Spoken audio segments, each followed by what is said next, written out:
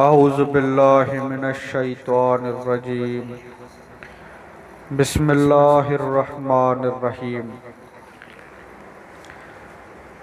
حضرت شیخ سعدی رحمۃ اللہ علیہ اپنی کتاب حکایات گلستان سعدی میں لکھتے ہیں کہ دو بھائی تھے، ایک بادشاہ کا خدمت گار جبکہ دوسرا مزدور تھا، محنت سے روٹی کماتا تھا۔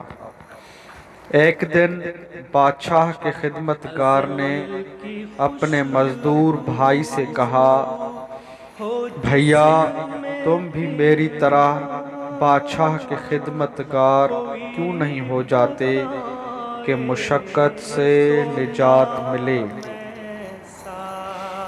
مزدور نے اس کے جواب میں کہا، میرے بھائی میں تو یہ کہوں گا کہ تم بھی محنت مزدوری کیا کرو تاکہ خدمت گزاری کی زحمت اور لعنت سے بچے رہو۔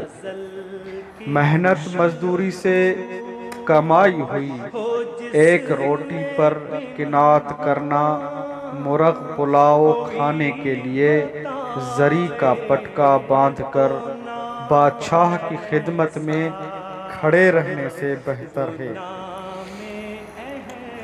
اس حکایت میں حضرت شیخ سعدی رحمۃ اللہ علیہ نے یہ نکتہ بیان فرمایا ہے کہ قناعت انسان کو کئی ذلتوں سے بچاتی ہے۔